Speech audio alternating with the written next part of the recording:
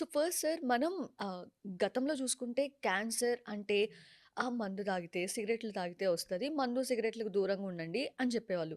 కానీ ఇప్పుడు మందు, సిగరెట్లు తాగే వాళ్ళే కాకుండా నార్మల్ పీపుల్ కూడా క్యాన్సర్ బారిన పడుతూ ఉన్నారు. అసలు ఎందుకు సార్ అసల? క్యాన్సర్ ఎందుకొస్తుంది?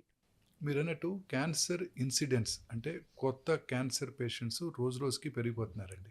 సార్. భారతదేశ పాపులేషన్ 1.54 బిలియన్స్.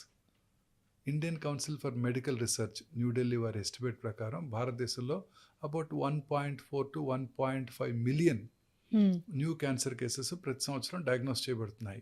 ఓకే. మీరు చైనా పాపులేషన్ కనుక తీసుకున్నట్టయితే ఇట్ ఈస్ 1.52 బిలియన్స్. హ్మ్. ఒక 200,000 మనకన్నా తక్కువ. కానీ చైనాలో ఉన్న క్యాన్సర్ కేసుల సంఖ్య ఎంతో తెలుసా మీకు? 4.5 మిలియన్. అంటే 3 times of hours. Oh! Chinese మనకన్నా హెల్దీ ఫుడ్ తింటారు, హెల్దీ లైఫ్ స్టైలు, ఇలాంటి దురలవాట్లు చైనాలో ఎక్కువగా లేవు. అయినప్పటికీ చైనాలో క్యాన్సర్ కేసుల సంఖ్య ఎక్కువగా ఉంటుంది. అంటే మన దేశంలో తక్కువగా ఉందని కాదు, hmm. Grossly underestimated, okay. Underreported. అంటే cancer is not a report చేయాల్సిన అవసరం లేదు. ఇప్పుడు ఉదాహరణకు మార్నింగ్ నేను క్యాన్సర్ కేసు చూశాను అనుకోండి, హ్మ్. కొత్త క్యాన్సర్ పేషెంట్, నేను ఎవరికి ఇన్ఫార్మ్ చేయక్కర్లేదు, మంచి ట్రీట్మెంట్ ఇస్తే సరిపోతుంది. అదే పొద్దున్న కరోనా పేషెంట్ చూశాను అనుకోండి, ఇప్పటికి కూడా నేను వెంటనే మున్సిపల్ అథారిటీస్కి నోటిఫై చేయాలి. Okay. Cancer is not a notifiable disease.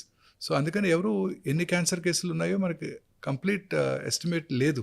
Okay. So scientist, doctor believe చేసేది ఏంటంటే ఈ 1.5 మిలియన్ కాదండి, more than 4 million new cancer patients ఉంటారని భారతదేశంలో సైంటిస్టులు, డాక్టర్స్ అందరూ ఖచ్చితంగా నమ్ముతున్నారు. ఓహ్! అలా చూస్తే మనమే ఫస్ట్‌లో ఉన్నట్టు. ఉన్నట్టు. హ్మ్. సో ఈవెన్ ఐసీఎంఆర్ ఎస్టిమేట్ ప్రకారం ప్రతి 9 మందిలో ఒకరికి క్యాన్సర్ వస్తుంది. ఓకే. బట్ సైంటిస్టులు నమ్మేది ఏంటంటే ప్రతి 5గురిలో ఒకరికి వస్తుంది ఇప్పుడు. ఓకే. దీనికి మీరు అడిగినట్టు కారణాలు ఏంటంటేనండి, లైఫ్ స్టైల్, జీవన శైలి పూర్తిగా మారిపోయింది. మనం తీసుకునే ఆహారం కానివ్వండి, మనం పెరిగే వాతావరణం కానివ్వండి, ముఖ్యంగా అర్బన్ ఏరియాస్లో క్యాన్సర్ ఇన్సిడెన్స్ చాలా ఎక్కువగా ఉంటుంది. Mumbai metropolitan tumour registry is the highest okay. Cancer incidence. Okay.